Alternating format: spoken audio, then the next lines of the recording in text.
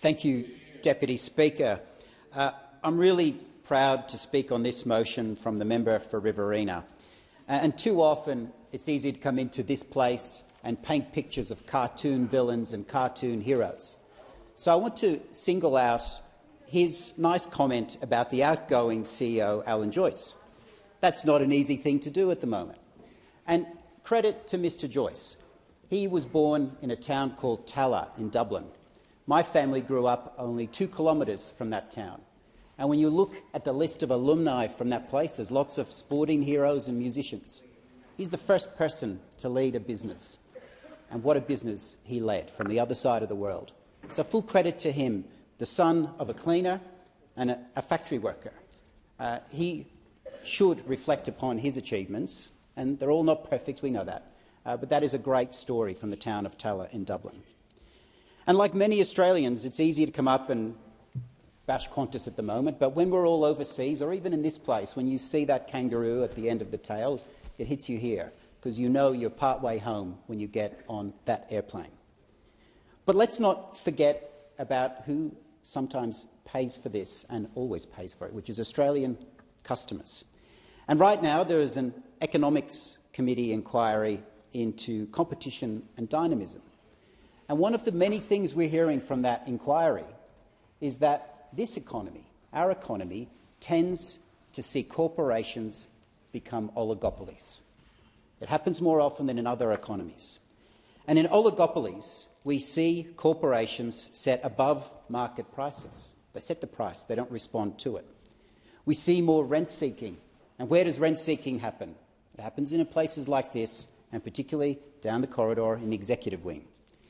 And we see higher barriers to entry. And we've seen that in full flight in the last few weeks, a higher barrier to entry. And when you have a higher barrier to entry, who pays? Customers pay. Now, there's been a lot of discussion about wonderful ads on the TV at the moment, and there's one about The Voice. But there was also quite another good ad from Qantas, where you saw someone get on a business-class flight to come and meet their mum. And that was really quite nice. It hit a sense of nostalgia. But can I tell you the actual experience of Australians who fly? They're not people who can afford a business-class flight to come home to see their mum. They're more than not people who have scraped together their savings to buy an economy-class fare, often at a discount price in the middle of the airplane. And they've gone to a wedding, they've gone to a funeral, they've gone to a business meeting. And in seats like mine, where 70% of the electorate are first- or second-generation migrants, they have to get on international fares more than most. More than most. So when we talk about the cost of living crisis, we're not talking about people flying at the front end of the plane. We're talking about people who have scrimped and saved to go to essential and sometimes traumatic meetings and visits overseas. So when we look to do things in this place that increase the cost of that for them, that's unacceptable. It is unacceptable. And so the decision that was made to block Qatar entering the market hurts families, and it hurts families in electorates like mine who do have to go home for funerals, who do have to go home for business meetings and also for weddings. And the seven different reasons were given, and I won't list them all. But the one that really just stands out as the catch-all is not in the national interest. Not in the national interest. Whose interest is it in then? Whose interest was that decision in? It certainly wasn't for consumers who would have paid less prices. And let's look at the numbers. International fares are now 50% higher than they were pre-pandemic. 50% higher. Now you might say, well, then there's more on offer, with 25% fewer seats.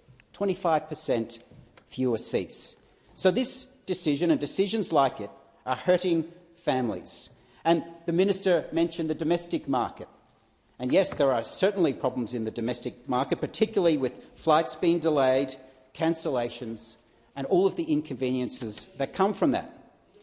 But when we think about the competition review that has been scheduled at the moment, guess what it left off that review? It left off the aviation industry.